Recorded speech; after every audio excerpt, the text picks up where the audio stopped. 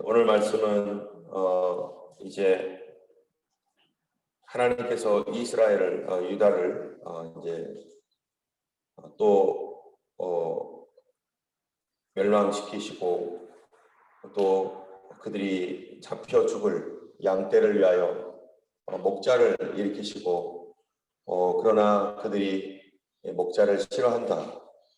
또 예루살렘이 이제 에워싸이게 되고 그럴 때 하나님께서 그들을 구원하시는데 그 구원을 통해서 그들이 그 찌른 바, 그 아들을 보고 애통하기를 독자를 위하여 애통하기듯 그렇게 할 것이다 라고 하는 놀라운 예언적인 말씀이 오늘 11장 12장에 있는 말씀입니다.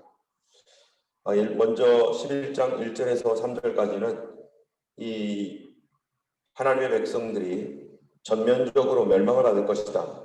특별히 백향목, 또 잣나무, 바산의 상수리나무 이런 숲들, 이런 나무들이 부르짖고 무너지게 될 것이다 라고 하는 말씀입니다. 백향목, 잣나무, 바산의 상수리 이러한 1절에 보면은 백향목을 사르게 하리라. 2절에 너 잣나무여 곡할지어다.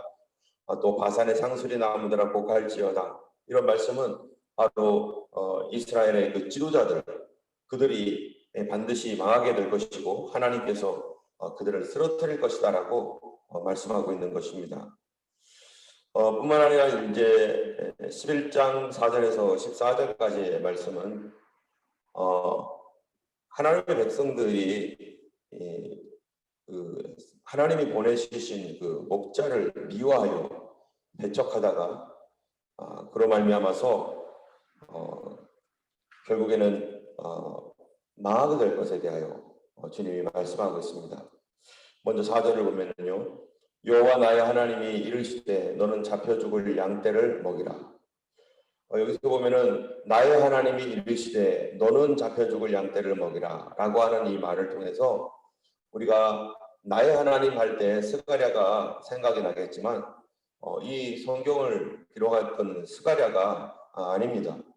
이 스가랴는 지금 사역을 하고 앞으로 미래에 일어날 하나님의 일을 어떤 일이 일어날지를 지금 얘기하고 있는 선지자이고 양떼를 먹여야 될 그 목자는 스가랴가 아니라 앞으로 일어날 한 목자를 말하는 것이죠. 앞으로 이스라엘을 다스릴 목자. 이 목자라고 하면은 보통 선지자, 제사장 또는 왕이라고 할 수 있는데 이 왕으로서 또 이스라엘의 선지자, 제사장으로서 이스라엘의 목자가 앞으로 나올 터인데 그들은 어떤 자들이냐면은 잡혀 죽을 양떼를 먹이라 하신 것처럼 그들은 앞으로 잡혀 죽을 것이다. 그러나 그럼에도 불구하고 양떼를 먹이라 라고 목자에게 얘기하고 있는 것입니다. 그 목자에 대하여 뭐라고 양떼에 관하여 뭐라고 하냐면 5절에 보면 이렇게 말해요. 사들인 자들은 그들을 잡아도 죄가 없다 하고 판자들은 말하기를 내가 부유하게 되었은즉 여호와께 찬송하리라 하고 그들의 목자들은 그들을 불쌍히 여기지 아니하는 거다. 여기서 말하는 그들의 목자라고 하는 5절에 그들의 목자들은 그들을 불쌍히 여기지 않는다. 이거는 바로 이스라엘, 유다의 왕들을 말하는 것이죠. 이 왕들, 지도자들은 이 자기의 백성들, 하나님께서 맡기신 그 백성들을 사로잡아가도 무관심하고 또 그들은 그들을 팔고 사고 하는 일들을 자유롭게 하면서 하나님의 맡긴 그 양떼들을 전혀 돌보지 않고 그렇게 이들을 자기 것처럼 그렇게 사용한다는 것입니다. 또 6절에도 보면은 여호와가 말하노라 내가 다시는 이 땅 주민을 불쌍히 여기지 아니하고 그 사람들을 각각 그 이웃의 손과 임금의 손에 넘기리니 그들이 이 땅을 칠지라도 내가 그들의 손에서 건져내지 아니하리라.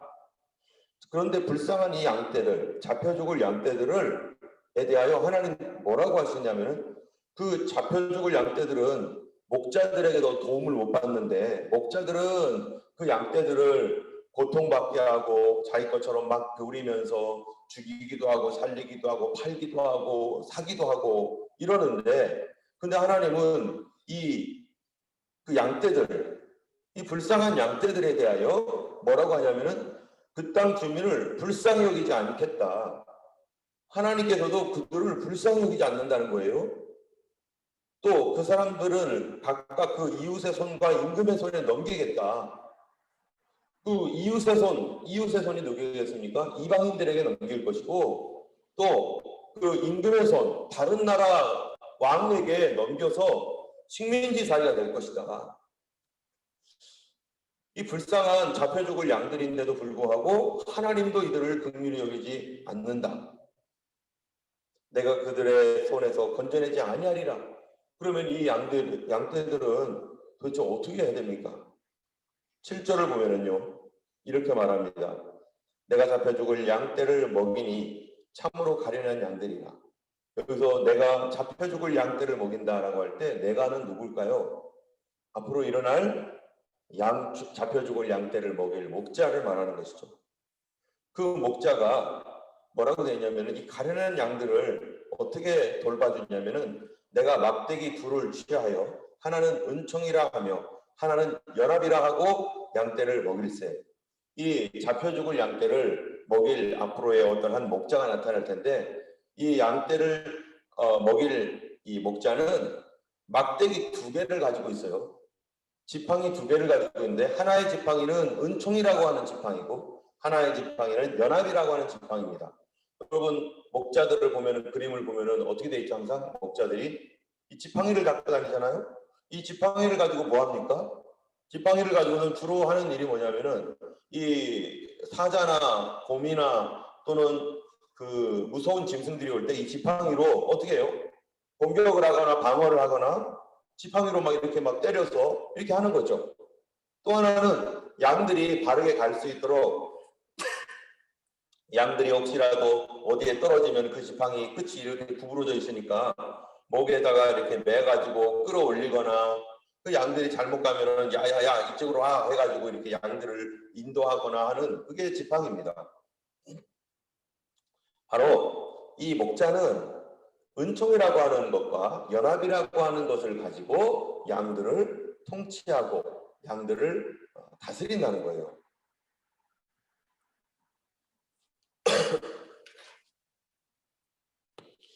이 양들을 그렇게 통치하고 다스리는, 은총으로 다스리고 연합으로 하나 되게 하는 것으로 다스리는 양.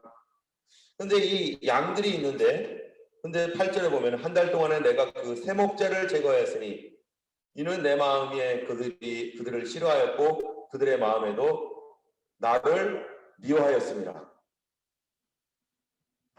이 양들을 이끄는 이 목자, 그리고 또 그 양들, 이런 양들의 태도가 어떠냐면은, 이 목자는 이 모든 목자들의 대장이기도 하고 양들의 진짜 목자인데, 그 목자 밑에 있는 새 목자가 있는데, 이 새 목자는 이 잡혀 죽을 양들에 대하여 관심도 없고 자기 멋대로 다스리고, 또 그 목자들은 이 진짜 목자인 자신을 미워하고 싫어한다는 거예요. 그래서 그 목자, 진짜 큰 목자 아래에 있는 작은 목자들은 진짜 목자를 싫어하고 자기 양들을 마음대로 다스리고, 그러다 보니까 그 양들은 가련하지만 그 양들은 이 진짜 목자를 어떻게 여기는 거예요? 자기 작은 목자 때문에라도 진짜 목자를 별로 가까이 하지 않습니다. 자, 그래서 이 9절에 보니까 내가 이르되 내가 너희를 먹이지 아니하리니 죽는 자는 죽는 대로 망하는 자는 망하는 대로 나머지는 서로 살을 먹는 대로 두리라. 문제가 뭐냐면은 이 악한 목자가 있을 뿐만 아니라 이 양떼들도, 잡혀 죽을 양떼, 이 양떼들도 어떻다는 거예요? 목자를 싫어한다는 거예요. 하나님이 보낸 한 목자를 싫어한다는 거예요. 그러니까 이 주님의 주님께서 보낸 진짜 목자를 싫어하는데, 그래서 그 진짜 목자를 싫어해서 그 진짜 목자가 어떻게 됩니까? 나중에 12절에 보면은요, 내가 그들에게 이르되 너희가 좋게 여기거든 내 품삯을 내게 주고 그렇지 아니하거든 그만두라. 그들이 곧 은 30개를 달아서 내 품삯을 삼은지라. 이게 누구 얘기겠어요? 은 30개를 달아서. 너희들이 나 싫어하지? 너희들이 날 싫어하면은 내 몸값을 지불해라. 내 몸값은 은 30이야. 그러니까 사람들이 은 30을 지불하고 진짜 목자를 어떻게 된다는 거예요? 자기들이 팔아버렸다는 거예요. 13절에 보면은 여호와께서 내게 이르시되 그들이 나를 헤아린 바 그 싹을 토기장에게 던지라 하시기로 내가 곧 그 은 30개를 여호와의 전에서 토기장에게 던지고. 이게 뭔 말입니까? 이 은 30을요 또 던져요. 이게 누구 얘기예요? 바로 예수님 얘기입니다. 앞으로 예수님께서 메시아가 오시는데 그 메시아는 잡혀 죽을 양떼를 먹일 메시아다. 그런데 그 당시에 있는 목자들이 있는데 이 목자들이 하나도 자기 양떼를 돌보지 않을 뿐만 아니라 그 목자가 왕이요, 제사장이요, 선지자, 세 목자죠, 세 목자. 왕도 돌보주지 않고 제사장도 그 당시 예수님 당시에 거짓 제사장이고 선지자도 없고 선지자가 있어봐야 거짓 선지자고 거기에다가 진짜 목자가 오셨는데 백성들 잡혀 죽을 양들은 예수님을 싫어하고 그러면서 결국 그들이 은 30개를 달아서 품삯을 정하여서 토기장이의 밭에 던져버렸다. 바로 유다가 예수님을 배반하고 은 30을 받고 그 은 30을 가지고 나중에 너무 마음이 괴로워서 이걸로 뭐를 해요? 토기장이의 밭을 사서 바로 이 피밭이다. 아겔다마라 이렇게 말하는 피밭. 그래서 이리저리 돌아다니다가 집 없이 돌아다니는 그러한 그 노숙자라든지 그런 방황하는 그런 사람들 길거리에서 죽으면 그 사람들 묻어줄 무덤을 사서 그래서 나그네를 위한 무덤으로 그 피밭이 만들어지게 되는 그러한 그 경유가 바로 예언적으로 스가랴서에 나와 있습니다. 그런데 이 스가랴서의 10절을 보면은요, 그들이 그렇게 9절 10절을 보면은 그렇게 그 목자를 미워하고 싫어하니까 결국 9절 10절 11절 여기를 다시 한번 읽어보면은 어떤 일이 일어나는가 한번 읽어보겠습니다.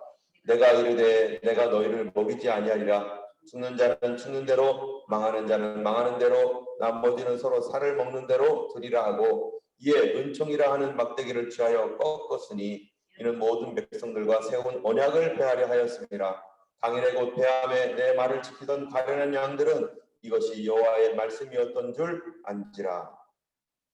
그들이 이렇게 목자를 싫어하고 우리 예수님을 싫어하니까 결국 하나님께서 그 이스라엘 백성들을 다스렸던 두 가지 막대기, 은총과 연합이라고 있는 게 연합이라고 하는 은혜와 일치됨으로 하나됨으로 이렇게 통치하시는 예수님께서 어떻게 해요? 내가 그들을 버려두리라. 버려둔다는 게 뭡니까? 더 이상 내가 그들을 다스리지 않겠다. 하나님의 손이 딱 떠나가면은 그들이 주님 우리를 만지지 말라고 우리 주님 지도 안 받겠다고 그러나 그래도 주님의 지도 아래 있었을 때는 그 목자의 도움 안에 있었을 때는 그래도 보호를 받고 있었는데 우리 주님 도움 안 받겠다고 하는 그 순간 하나님의 손을 다 떼버리니까 어떤 일이 일어났어요? 이스라엘에 예수님을 십자가에 못 박아 죽이고 그리고 70년 뒤 40년 뒤에 이 예루살렘 성전 다 무너지고 그리고 이스라엘 사람들이 온 세계로 완전히 흩어져 버리는 그런 일이 생겨버렸습니다. 근데 그런 일이 있을 때 주님께서 뭐라고 하냐면은 너희를 내가 먹이지 아니하리라. 죽는 자는 죽는 대로 망하는 자는 망하는 대로 나머지는 서로 살을 먹는 대로 두리라. 무슨 얘기예요? 한번 이런 말하면은 내버려 두겠다. 너희들이 나를 원하지 않으니 내가 내버려 두겠다. 여러분 가장 무서운 게 뭘까요? 내버려 두는 거예요. 뭐라고 하든지 내버려 둔다는 것은 마음이 이미 떠난 거죠. 그래도 화를 내고 분노하고 속상해하고 막 슬퍼하고 이럴 때는 그 사람에 대한 뭐가 있는 거예요? 안타까운 마음, 애정, 사랑이 있는 거죠. 그런데 무슨 짓을 해도 바람을 피거나 술을 먹었거나 아니면 어디에서 사고를 당했거나 내버려둬 그냥 내버려둬, 이거는요 이미 마음 떠난 거죠. 주님께서 내버려 두겠대요. 왜요? 자기 목자를 싫어하니까, 자기 목자를 미워하니까. 그래서 내버려 두니까 곧바로 일어나는 게 뭐냐면은 죽는 자는 죽는 대로 망하는 자는 망하는 대로 서로 살을 먹으리라. 가장 끔찍한 것으로 그들이 고통을 당하는데 주님이 손을 떼니까 가장 끔찍한 환란이 그들에게 다가옵니다. 그들이 왜 이렇게 내버림을 당했는가? 바로 자기 진짜 목자를 오해했기 때문이죠. 여러분, 오해하는 것이 얼마나 무서운 일입니까? 자기의 목자인데도 불구하고 그를 의지하지 않고 영접하지 않고 자기의 목자가 자기를 사랑함에도 불구하고 사랑하지 않는다고 생각하는 것. 그래서 끝까지 이 오해를 풀지 않아요. 이 가장 불행한 것이죠. 사단의 역사는 뭐냐면은 속이는 것입니다. 누구를 속이게 합니까? 이 하나님을 나로 하여금 이 잘못 오해하게 하는 거예요. 그래서 하나님은 은혜요 사랑이신데도 불구하고 마귀는 내 안에다가 뭐라고 여기게 하는 거예요? 하나님은 나쁘다고, 하나님은 우리에게 벌 주는 분이고, 하나님은 우리를 사랑하지 않는, 내가 이렇게 죄를 지었는데 거룩하신 하나님이 어떻게 너를 사랑하겠느냐고, 이런 수많은 잘못된 정보들, 잘못된 얘기들을 해주는데 그거를 홀라당 받아먹는 사람, 그거를 그대로 받아버리는 사람, 누구 말을 믿은 거예요?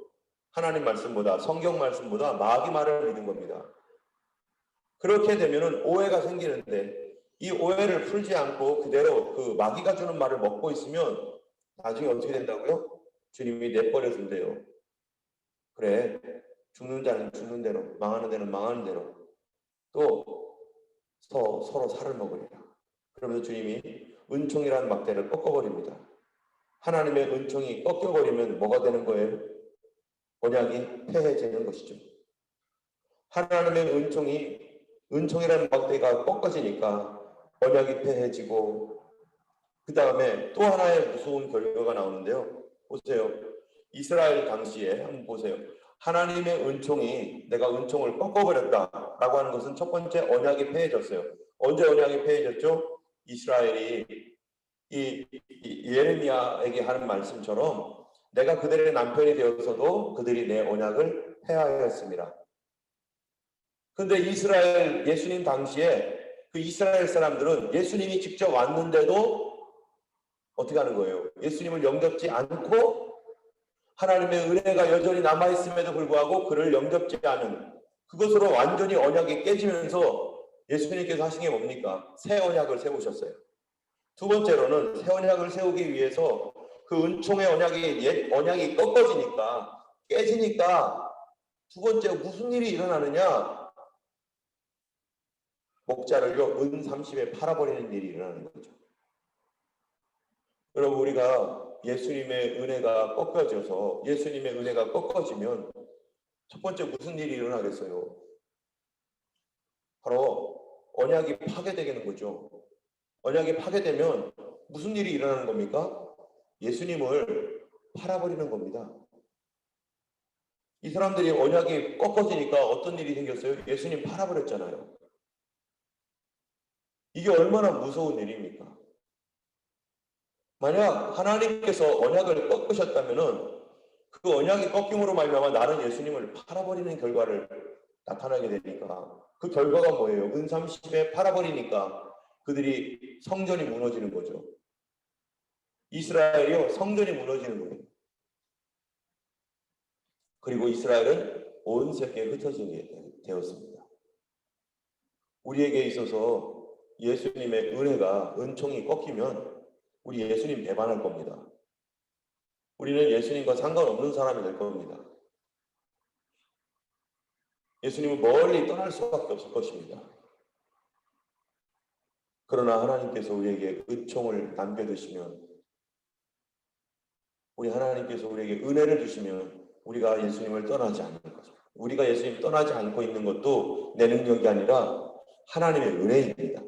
우리가 아무리 범죄하고 아무리 잘못하고 아무리 못된 일을 했을지라도 그래도 내가 그래도 예수님 안에 있어야지. 내가 예수님 안에 있어야지. 이렇게 마음을 먹고 있는 사람은 어떤 사람이에요? 은혜가 끊어지지 않은 사람이에요. 아직도 하나님의 은혜를 붙들고 있는 사람이고 하나님의 구원을 받을 사람이고 하나님의 사랑받을 사람이고, 그런데 나는 이제 끝났어 하고서 예수님마저도 배반하고서 하나님을 떠나버린다면은 그거는 은총이 꺾이는 거죠. 두 번째로는요, 은총만 꺾이는 게 아니에요. 14절에 보니까 내가 또 연합이라 하는 둘째 막대기를 꺾었으니 이는 유다와 이스라엘의 형제의 의리를 끊으려 함이었느니라. 이 연합이라고 하는 둘째 막대기를 꺾었다는 거죠.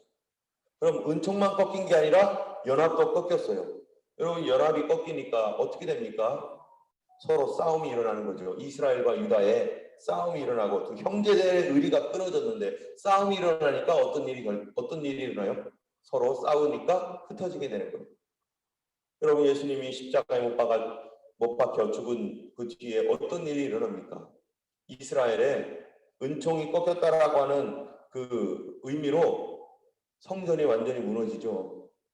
성전이 무너져서 더 이상 지금까지 성전이 없습니다. 이스라엘은.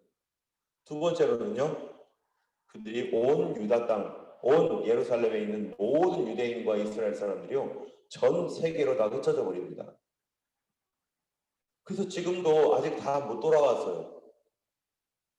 1948년 돼서야 자기 땅 겨우 찾았는데 하나님의 큰 은총으로 그것도 찾은 것이고, 아직 전 세계에 흩어진 그 이스라엘 사람들 아직도 자기 땅으로 고국으로 돌아가지 않고 그냥 호주에도 있고 온 세계에 여전히 흩어진 상태에서 그들이 그대로 있는 것입니다.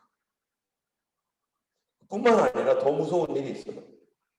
그들이 이런 은총을 꺾고 연합이 꺾이니까 그 다음 15절 보세요. 15절 16절에 여호와께서 내게 이르시되 너는 또 어리석은 목자의 기구들을 빼앗을지어다. 보라, 내가 한 목자를 이 땅에 일으키리니. 이 진정한 목자가 사라지니까 이제 은총도 꺾이고 연합된 막대기도 꺾여서 다 뿔뿔이 흩어지고 나니까 거기서 끝나는 게 아니라 한 목자를 이 땅에 일으키리니. 이 한 목자는 누구겠어요? 메시아를 버린 결과 악한 목자를 일으킨다는 거예요. 악한 목자. 그가 없어진 자를 마음에 두지 아니하며 흩어진 자를 찾지 아니하며 상한 자를 고치지 아니하며 강건한 자를 먹이지 아니하고 오히려 살찐 자의 고기를 먹으며 또 그 북을 찢으리라.